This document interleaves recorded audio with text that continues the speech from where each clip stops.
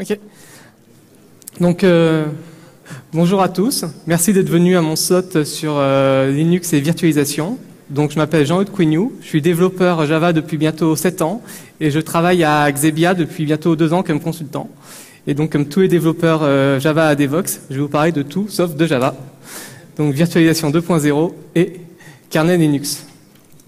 Donc, je vais organiser ma presse autour de 3 axes.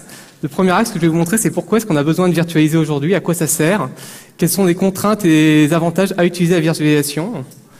La deuxième problématique, c'est virtualiser, on sait le faire depuis à peu près la fin des années 60, ça marche très très bien, sauf qu'aujourd'hui on a des outils récents qui nous permettent de virtualiser sans hyperviseur. Donc je reviendrai un petit peu sur la notion d'hyperviseur, et donc je vais expliquer comment faire ça aujourd'hui sans hyperviseur, qu'est-ce qu'on gagne à le faire sans hyperviseur. Et donc pour conclure, je vous présenterai les avantages à virtualiser sans hyperviseur, quels sont les vrais gains qu'on a derrière en temps de démarrage de machine, en temps de performance, etc. Donc pourquoi virtualiser? Donc là j'ai pris un schéma simple d'une entreprise classique qui a 2 services web exposés, un par exemple service pour une boutique de e-commerce, un autre service par exemple pour administrer cette boutique de e-commerce, et un troisième service de batch pour par exemple calculer toute la nuit les prix de la boutique et les remettre au goût du jour. On peut imaginer que ces 3 services vont travailler en parallèle sur 3 machines différentes. Mais ce qu'on va se rendre compte très vite, c'est que le service de batch ne va tourner que la nuit et que les 2 services web vont tourner toute la journée. Il y en a un qui a consommé pas mal de ressources, on va dire 50%, et l'autre qui est l'outil d'admin qui a quasiment rien consommé. Et donc du coup, on va avoir 3 services disposés sur 3 machines différentes et qui, au final, pourraient tenir sur une seule machine. Donc un des 2 intérêts principaux de la virtualisation dont je vais parler, c'est la mutualisation des ressources. Donc ces 3 machines qu'on avait, on va essayer de tout regrouper sur une seule machine. Par contre, le deuxième point important, c'est l'isolation des ressources. Si je reviens au slide d'avant, et que j'ai par exemple mon serveur qui s'occupe d'administrer les ressources, qui a un petit problème, qui commence à prendre 100% du CPU, à prendre beaucoup de RAM en mémoire, etc., je ne veux pas que ça ait d'impact sur le serveur web 1 qui, lui, va être exposé au client et lui, qui va me servir à faire mon chiffre d'affaires derrière.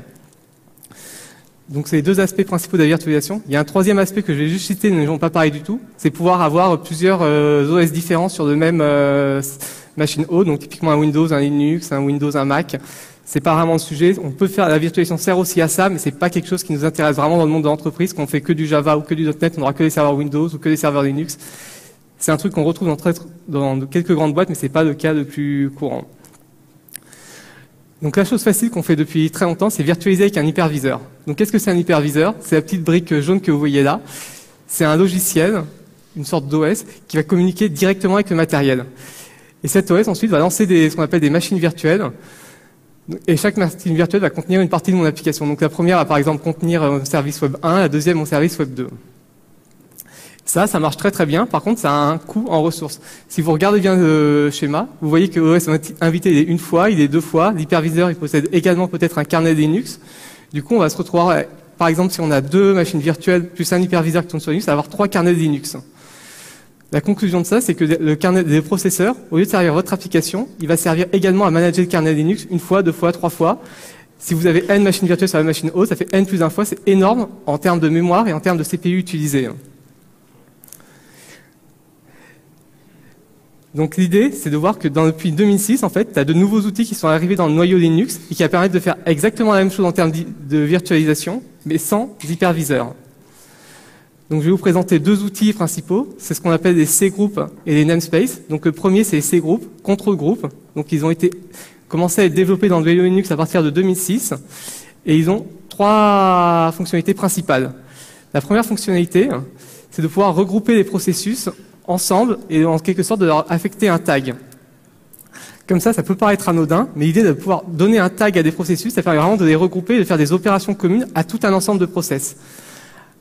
Je vais donner un exemple également d'un autre exemple d'utilisation, c'est que si vous lancez un serveur Apache, chaque fois que vous recevez une nouvelle requête, vous allez remarquer que le serveur Apache va forker la première requête, donc c'est-à-dire dupliquer le process. Au bout d'un moment, vous allez avoir 50, 60 process. Si vous voulez tuer tous vos process d'un coup, vous pouvez regarder comment faire le script d'extinction d'Apache. Il va faire un gros PSAUX, un gros pipe sur un grep qui va bien HTTPD ou Apache 2 en fonction de votre distribution, et un kill-9, un cut pour bien découper le PID et un kill de la sortie. Avec ces groupes, comme vous avez regroupé tous vos processus ensemble, vous les taguez, c'est très facile de les identifier, c'est très facile d'éteindre un groupe de process. Quand je l'éteins, on peut d'ailleurs entendre administrer, on peut entendre plein de choses derrière en fait. Le deuxième intérêt de ces groupes, c'est de contrôler l'usage des ressources matérielles. Dans le premier exemple que j'avais 2 serveurs web qui tournaient en même temps. Je ne veux pas que si l'un des 2 ait un problème, le deuxième soit impacté. Donc ces groupes donnent deux features pour ça. La première, c'est de contrôler l'aspect mémoire. Donc c'est-à-dire, j'affecte à un groupe de processus une plage mémoire. Donc par exemple, 1024 mégas, 2048 mégaoctets, etc. Et je suis garanti que si par exemple mon programme commence à forquer et avoir plein de problèmes, il ne dépassera jamais la taille mémoire que je lui ai allouée. Ces groupes font exactement la même chose également avec le CPU.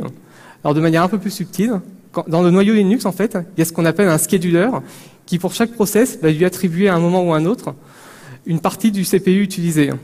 Ce qu'on peut faire facilement avec ces groupes, c'est attribuer des priorités à des ensembles de processus. Et donc typiquement, si j'estime que mon serveur 1 qui délivre de la valeur ajoutée au client est plus important que mon serveur 2, je vais pouvoir lui attribuer une priorité plus grande. Et derrière, je suis garanti qu'il sera servi en premier. Pour faire un parallèle avec Java, c'est un peu comme les priority blocking queue qu'on a dans la JVM qui permettent vraiment de prioriser assez facilement une liste. Et la troisième fonctionnalité que je voulais montrer, c'était donc comptabiliser les ressources. Ça peut paraître anecdotique, mais quand vous commencez à être dans une grosse boîte, que vous avez votre partie infra d'un côté, la partie market de l'autre et la partie high-tech d'un troisième côté, ce qui va se faire, c'est que les ressources vont être facturées au projet en général. Avec ça, vous pouvez de manière très facile vérifier que vous ne payez que ce que vous avez vraiment comptabilisé. Donc un deuxième cas d'utilisation, c'est si vous avez envie de lancer un service de cloud, ça vous permet vraiment de comptabiliser ce que chacun de vos clients consomme en termes de CPU, en termes de RAM, en termes de réseau, etc. Donc là, on a vu de manière comment les contrôles groupes permettaient assez facilement, alors je vous montrerai un peu de code après, d'isoler en termes de CPU, en termes de RAM. Par contre, quand on veut vraiment isoler des processus, il y a d'autres choses qu'il faut voir dans le kernel Linux. C'est par exemple tout ce qui est accès au système de fichiers, tout ce qui est accès au networking, etc. Donc il y a une fonctionnalité qui existe dans le noyau Linux, qui est complémentaire de l'aspect cgroup, mais qui n'est pas directement lié, qui s'appelle les namespaces. Donc on retrouve 6 namespaces par défaut, donc qui sont listés ici, PID, MNT, IPC, Net, User et UTC. Donc je vais vous les décrire rapidement chacun des namespaces, à quoi ça sert et pourquoi c'est important de les avoir pour vraiment isoler des applications. Donc le premier, c'est namespace PID. Quand vous lancez un process dans le noyau Linux, automatiquement, la première chose qu'il va faire, c'est de lui affecter un PID. Enfin la deuxième, mais bon, bref. Ça vous garantit que vous avez vraiment, pour chaque contrôle groupe que vous avez défini, avoir des listes de process PID différentes. Et ce que vous allez pouvoir avoir derrière, par exemple, c'est pouvoir avoir 2 fois le même PID pour un contrôle groupe qui seront vus différemment au niveau de la machine hôte. Et c'est assez important, c'est que par exemple, vous pouvez lancer un contrôle groupe avec une distribution complète, et notamment le PID 1, qui est donc le premier process lancé par le kernel Linux. Les contrôles groupes vous permettent de le faire, vous permettent d'avoir 2 PID 1, entre guillemets, vus donc comme des PID différents par la machine hôte, mais vus comme un PID 1 par le contrôle groupe. Donc deuxième namespace, celui des plus simples, c'est le namespace MNT. Ça permet, MNT, donc vous connaissez tous normalement FSLab, c'est ce qui permet de monter les partitions sur une machine Linux. Ce que ça va permettre de faire, c'est de dire, par exemple, je log dans varlog, mais le varlog de mon contrôle groupe 1 va loguer dans une première partition, /dev, /sd1 par exemple, et le varlog de mon machine 2 va loguer dans une deuxième partition, /dev, /sda2, mais ça sera le même au niveau des processus qui tourneront à l'intérieur des contrôles groupes, ça sera exactement la même arborescence. Le troisième, c'est le namespace IPC. Donc IPC, c'est le protocole qui permet à l'intérieur de Linux de communiquer entre 2 processus. Donc typiquement, quand 2 processus vont s'échanger des messages, comme ils ne partagent pas la même adresse mémoire ou la même zone mémoire, ils sont obligés d'utiliser ce protocole. Ce qu'on aimerait faire dans certains cas, c'est de dire, je veux pas que mon contrôle groupe 1 puisse communiquer avec les process de mon contrôle groupe 2. Donc ça permet vraiment, par défaut, de complètement les isoler. Et s'il y a besoin, d'autoriser à communiquer entre eux, typiquement, par exemple, pour qu'un serveur accède à sa base de données. Le dernier qui est assez important, c'est namespace net, c'est lui qui va contrôler tout ce qui est réseau. Donc quand vous lancez un serveur Apache, par défaut, il va aimer écouter sur le port 80. Quand vous lancez 2 serveurs Apache sur la même machine, si vous lancez tous les sur le port 80, il va dire attention, c'est pas possible, je ne peux pas écouter 2 services différents sur 2 fois le même port. Avec ces namespace réseau, ce que vous pouvez faire, c'est dans votre namespace, dans votre contrôle groupe, 2 serveurs qui vont pouvoir démarrer sur le port 80, et derrière, c'est la machine hôte qui va leur attribuer ou aléatoirement ou vous qui va spécifier des ports, et qui va s'occuper de faire le routage, de dupliquer les tables de routage pour que chaque requête soit redirigée vers le bon serveur. Donc ça veut dire vraiment que la logique est isolée des contrôles groupes, elle est mise dans la machine hôte. Donc namespace user, c'est un peu toujours le même principe, c'est pour avoir 2 users dans 2 contrôles groupes différents. C'est assez important pour avoir par exemple 2 users root entre guillemets dans le contrôle groupe et pouvoir les créer. Donc root, c'est au sens... c'est pas le root de la machine hôte, ça va vraiment être le root au sens du contrôle groupe, donc ils auront accès à tout ce qu'a accès le contrôle groupe, mais pas plus. Et c'est par exemple donc d'avoir 2 users root au sens qui vont avoir des noms différents dans la machine hôte, et qui vont faire les tâches d'admin à ce niveau-là. Et le dernier namespace, c'est namespace UTS.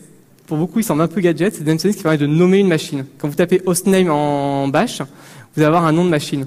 Si ensuite vous servez de ce hostname, par exemple, pour loguer, pour envoyer des données à des serveurs comme Graphite, etc., il va se baser sur le hostname pour vous dire, c'est cette machine-là qui m'a envoyé cette donnée.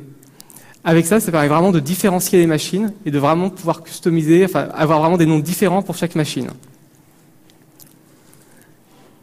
Donc ça, c'est bien, et pour le moment, je n'avais pas montré de code, parce que utiliser ces outils-là directement sous Linux, on va dire que c'est pas un peu Sioux, mais c'est pas forcément la chose la plus facile à montrer, la plus triviale. Là, ce que je vais vous montrer, donc, pour faire ça, on a un outil qui s'appelle LXC ou Linux Container, qui a été développé à partir de 2009, qui a été en version 1.0 en février, donc qui est considéré maintenant comme stable, et qui va permettre de lancer, entre guillemets, une distribution, enfin, qui va lancer plusieurs distributions sur la même machine hôte. Donc là, les deux exemples que j'ai donnés. Donc le premier, c'est pour créer une machine donc, qui va s'appeler P1 à partir d'un template Ubuntu. Donc ce qu'on appelle un template, c'est vraiment une distribution complète auquel on a retiré tous les liens que la distribution avait avec le réseau. Typiquement, votre distribution va plus avoir besoin de s'occuper elle-même du réseau, elle va plus avoir besoin de s'occuper elle-même de monter les file systems, ça c'est la machine haute qui va s'en occuper. Par contre, elle aura besoin de vous fournir tout le tooling, je pense à APT, je pense à Yum, qui va vous permettre d'installer vos packaging, d'installer vos applications derrière. Donc c'est ce qu'on retrouve dans ces templates. Donc la première commande, je crée un template Ubuntu, une machine qui s'appelle P1. Deuxième commande, je lance donc la machine P1. Troisième commande, je liste ses processus. Quatrième commande, j'éteins la machine P1. Donc il y a beaucoup d'autres commandes pour cloner des machines, pour faire des snapshots des machines, pour vraiment pouvoir administrer vos templates, vos distributions et derrière votre applicatif comme vous le voulez.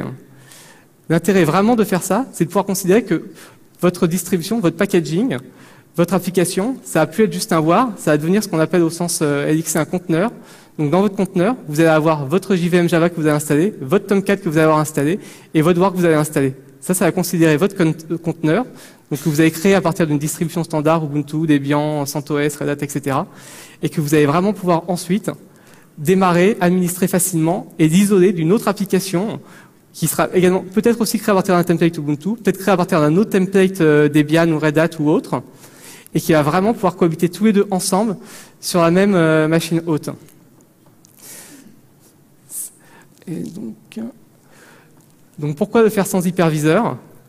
Alors il y a trois avantages principaux. Beaucoup d'entre vous connaissent Docker en vue des temps de démarrage de Docker. On a eu une démonstration hier qui était assez bluffante. Le Docker derrière utilise jusqu'à la version 0.9 et est en train d'évoluer LXC. Quand Docker démarre super rapidement, c'est parce que derrière il utilise LXC qui démarre super rapidement. Derrière, ça vous permettre également de mieux gérer vos ressources. Tout ce qu'on a vu au début de kernel Linux qui était dupliqué 4-5 fois, qui était utilisé 4-5 fois, qui utilisait du proc, qui utilisait ses 40 mégas de mémoire à chaque fois, vous allez pouvoir l'économiser. Si c'est juste un hôte où il y a 3-4 machines, c'est pas important. Quand vous commencez à avoir des hôtes assez importants avec 50, 60 cœurs, énormément de mémoire, tout ce gain-là, c'est vraiment un gain énorme. Et derrière, le troisième aspect qui pour moi est intéressant, c'est que c'est vraiment administrable facilement. C'est du Linux standard, vos ops savent gérer savent administrer du Linux basique. Il n'y a pas un nouvel outil à apprendre, un hyperviseur, un ESXi ou enfin vSphere, ou un Xen à réinstaller, à patcher un Linux, à faire des trucs compliqués pour administrer. C'est vraiment quelque chose de basique. Et donc si vous avez des questions, si après vous êtes intéressé.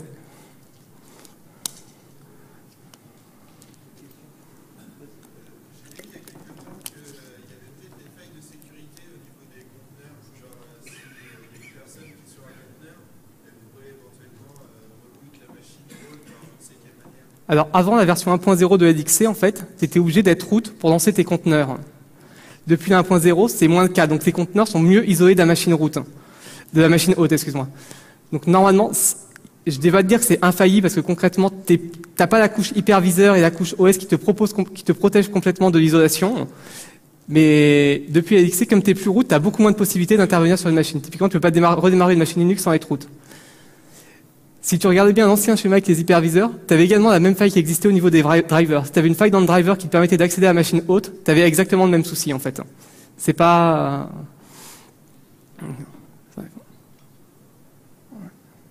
Ouais.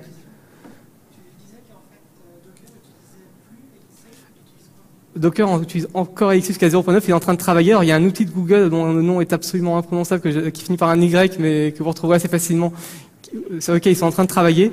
Ils sont en train d'essayer de s'abstraire, entre guillemets, de LXC et de mettre une couche de virtualisation plus haut niveau qui permet toujours d'utiliser des conteneurs légers, mais qui permettra d'utiliser également des trucs d'un genre KMU, des genres Xen derrière. Ils essaient vraiment d'avoir un truc plus haut niveau que juste la virtualisation légère. Pardon? C'est un peu pour unifier, ouais, derrière. D'accord.